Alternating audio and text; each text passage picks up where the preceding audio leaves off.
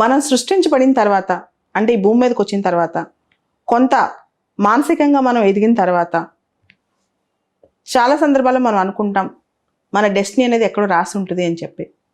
కానీ మన లైఫ్లో మనకు ఎదురయ్యే చాయిసెస్ మనం ఎలా తీసుకుంటాం అనేదే మనం అన్నమాట. ఒక చోట నేను చదివాను, మన చేతిలో ఒక చేతిలో డైమండ్స్, ఇంకో చేతిలో పీసెస్ ఆఫ్ గ్లాస్ ఉన్నాయి అనుకోండి.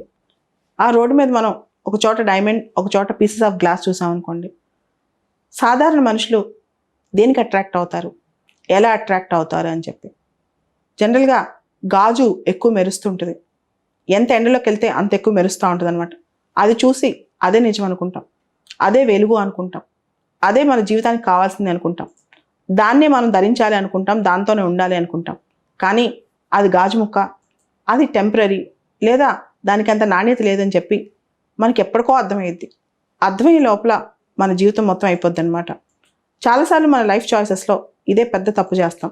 అది మన కాలంతో కావచ్చు, మనం చూజ్ చేసుకునే మనుషులతో కావచ్చు, లేకపోతే మనం లైఫ్లో తీసుకునే డెసిషన్స్తో కావచ్చు. దేనిలో అయినా సరే డెస్టినీ కానీ దేవుడు కానీ ఏది నమ్మితే అది. మనకి 2 రకాల అవకాశాలు ఎదురుగా, 2 రకాల చాయిసెస్ పెడతారనమాట. కానీ మనుషులు మీడియోకర్స్ 99%. మనందరం మనుషులమే. మనం వెంటనే అట్రాక్ట్ అయ్యేది కేవలం పైకి కనిపించే మెరుగులకు మాత్రమే. అదే గాజు అనమాట.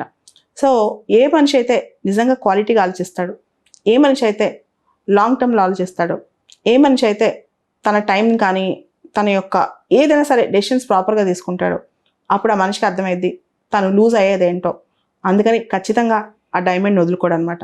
కాకపోతే ప్రపంచం మొత్తం కూడా గాజు మొక్కలతో వెళ్ళిపోద్ది. అది మనం ఏ వ్యవస్థలో అయినా కావచ్చు. మీడియోకర్స్ ఆర్ రూలింగ్ ద వరల్డ్ అంటుంటాం కదా. అలానే మీడియోకర్ డెసిషన్స్ వల్లే చాలామంది జీవితాలు పాడైపోతుంటాయి, చాలామంది జీవితాలు స్తబ్దంగా మిగిలిపోతుంటాయి. కొన్నిసార్లు అనిపిస్తుంది అనమాట, అంటే మనం తీసుకునే చాయిసెస్ మన అర్హతను బట్టే తీసుకుంటాం కదా, మనకంత మైండ్ మెచ్యూరిటీ లేదు కదా అని చెప్పి.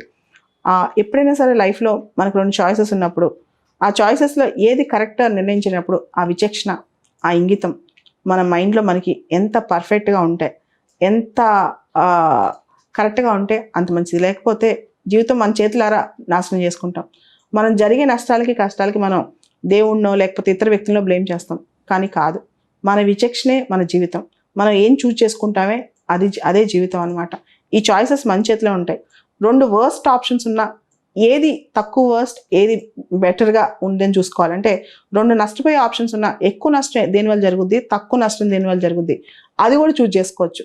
లేదా 2 బెటర్ ఆప్షన్స్ ఉన్నప్పుడు ఎక్కువ మనకి లాంగ్ టర్మ్లో మనకి ఏది కావాలి అనేది కూడా మనకు తెలుస్తుంది అనమాట. అలా కాకుండా ప్రపంచానికి చూపించుకోవడానికి నేను ఇలా మెరుస్తూనే ఉండాలనుకున్నప్పుడు ఖచ్చితంగా మనం వెళ్ళి గాజు మొక్కనే పట్టుకుంటాం. అది ఎప్పటికీ ఆ గాజు గాజే, డైమండ్ డైమండే. ఆ తేడా తెలిసిన వాడే విచక్షణ గల వ్యక్తి.